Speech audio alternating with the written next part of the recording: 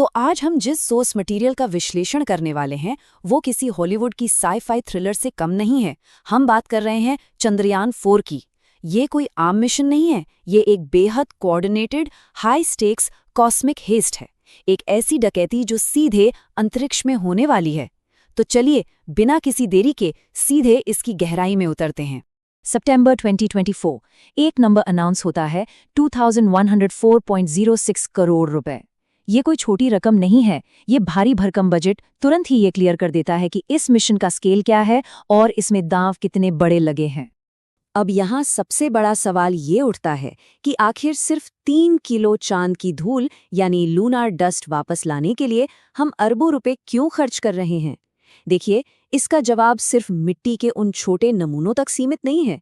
इसके पीछे एक बहुत बड़ा, एकदम विजनरी मकसद छिपा है, जिसे समझना हमारे लिए सच में बहुत जरूरी है। तो ये रहा हमारा आज का फ्लाइट प्लान। हम इस पूरे कॉम्प्लेक्स ऑपरेशन को 6 हिस्सों में ब्रेक डाउन करेंगे। Lunar sample return mission, dual launch, landing और डीप ड्रिलिंग, सतह से लॉन्च, ऑटोनॉमस डॉकिंग और आखिर में हाइपरसोनिक री एंट्री।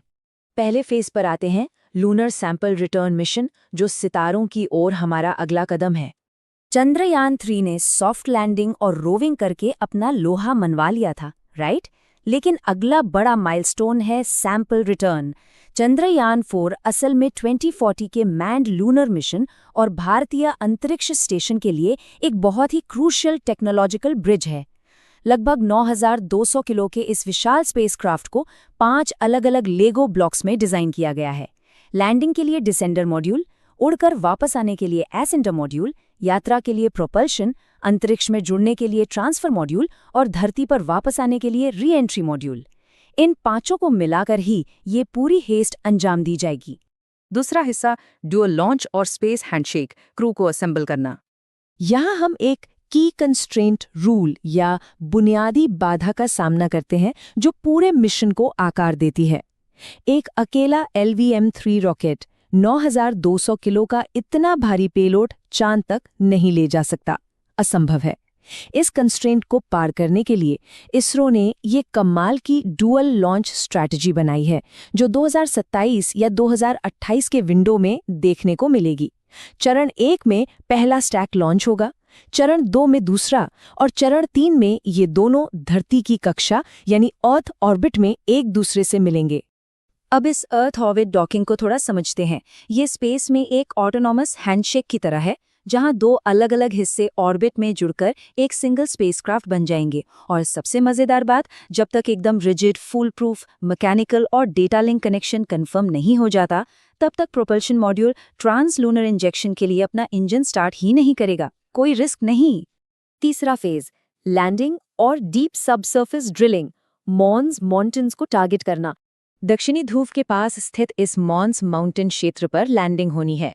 चंद्रयान 2 के हाई रेजोल्यूशन डेटा का यूज करके, वो भी 0.32 मीटर वाली प्रिसिशन के साथ, सुरक्षित लैंडिंग ग्रिड्स पहचाने गए हैं। ये एक ऐसा पठार है जहां पर्याप्त धूप मिलती है, लेकिन सबसे जरूरी चीज है जीरो टिल्ट या शून्य झुकाव वाले एरिया ढूंढना।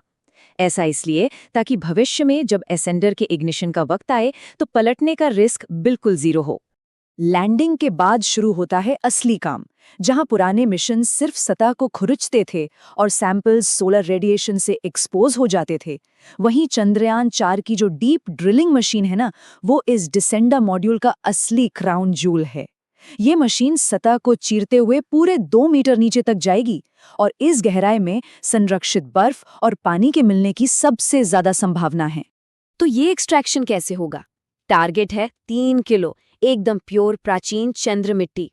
4 डिग्रीज ऑफ फ्रीडम वाली डेलिकेट रोबोटिक आर्म इन नमूनों को इकट्ठा करेगी और एक एयर टाइट सील्ड कंटेनर में वैक्यूम सील कर देगी, ताकि कोई भी गैस या वाष्पशील पदार्थ बचकर निकल ना सके। उसके बाद चांद की धूल भरी सतह पर बैठे बैठे इस सील किए गए डिब्बे को असेंडर बे में ट्रांसफर किया जाएगा, जो कि सच में एक बेहद हाई रिस्क ऑपरेशन है। चौथा फेज, चांद की सतह से लॉन्च, यानी हमारी वापसी की उड़ान। अब देखिए, जो डिसेंडर मॉड्यूल पहले एक लैंडर का काम कर रहा था, अब उसे बिना किसी गलती के एक लॉन्च पैड की तरह काम करना है। ये पूरी टाइमलाइन बहुत ही टाइट और सेंसिटिव है। पहले जीरो टिल्ट वेरीफाई होगा, फिर टाइम टू लॉन्च का सटीक कैलकुलेशन होगा, इसके बाद जाके असेंडर का इंजन इग्नाइट होगा। लक्ष्य क्या है? 100 बाय 100 किलोमीटर्स की एकदम परफेक्ट लूना ऑर्बिट। इस दौरान अत्यधिक सटीकता चाहिए ताकि ये ठीक उसी जगह पहुंच सके जहां ट्रांसफर मॉड्यूल इसका इंतजार कर रहा होगा। 5वां चरण, ऑटोनॉमस डॉकिंग और ग्रेट ट्रांसफर, अंतरिक्ष में मिलन। अंतरिक्ष के पूरे वैक्यूम में बिना किसी मानवीय हस्तक्षेप के 2 रोबोटिक मशीनों का ये मिलन, ये इस मिशन का तकनीकी रूप से सबसे चुनौतीपूर्ण और टेंशन वाला हिस्सा है। इसे ग्रेट ट्रांसफर प्रोटोकॉल कहते हैं। इसमें ट्रांसफर मॉड्यूल अपने लेडार और ऑप्टिकल सेंसर का उपयोग करके असेंडर को ढूंढेगा, ठीक उन्हीं तकनीकों के आधार पर जो स्पारडेक्स मिशन में परखी जाएंगी। एक बार डॉकिंग हो गई तो अंदर का रोबोटिक मैकेनिज्म मिट्टी के उस डिब्बे को खींचकर री एंट्री मॉड्यूल में सुरक्षित रूप से रख देगा। अब आती है ट्रांस अर्थ इंजेक्शन की बारी, और इसके साथ जुड़ी 0.1 डिग्री मार्जिन ऑफ एरर की डरावनी सच्चाई।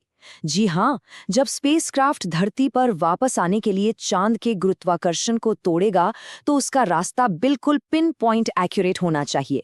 एक छोटी सी भी चूक का मतलब है कि स्पेसक्राफ्ट या तो पृथ्वी के वायुमंडल से टकराकर जल जाएगा या फिर हमेशा के लिए गहरे अंतरिक्ष में खो जाएगा। छठा और आखिरी चरण, हाइपरसोनिक री एंट्री, पृथ्वी पर वापसी का समय। ये इस कॉस्मिक हेस्ट का सबसे तीव्र और एक्सप्लोसिव एक्ट है। री एंट्री मॉड्यूल अलग होता है और आग की गोली की तरह तेजी से धरती की ओर बढ़ता है। 1500 किलो का ये कैप्सूल 11 किलोमीटर प्रति सेकंड की हाइपरसोनिक गति से वायुमंडल में प्रवेश करेगा। इस दौरान तापमान 2500 डिग्री सेल्सियस तक पहुंच जाएगा और प्लाज्मा ब्लैकआउट हो जाएगा।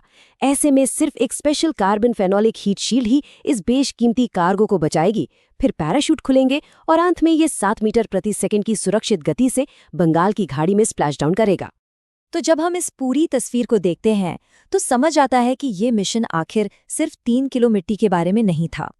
डॉकिंग, लाइफ सपोर्ट और री एंट्री की जो भी एडवांस तकनीकें यहाँ विकसित और परखी जा रही हैं, ये असल में लेगो ब्लॉक्स हैं। वही बिल्डिंग ब्लॉक्स जो आगे चलकर भविष्य के भारतीय अंतरिक्ष स्टेशन की नींव रखेंगे। आज के सोर्स मटेरियल के विश्लेषण को इस विचारोत्तेजक सवाल के साथ खत्म करते हैं। सोचिए, एक बार जब स्पेस फ्लाइट और इन मॉड्यूलर ऑपरेशंस के ये लेगो ब्लॉक्स हमारे पास आ जाएंगे तो सितारों के बीच हमारी स्थायी उपस्थिति कितनी दूर तक पहुंचेगी। ये सब देखकर तो यही लगता है कि ये केवल एक शुरुआत है और अंतरिक्ष की इन गहराइयों में हमारा अगला कदम बिल्कुल हैरान कर देने वाला होगा। हमारे साथ जुड़ने के लिए बहुत बहुत धन्यवाद।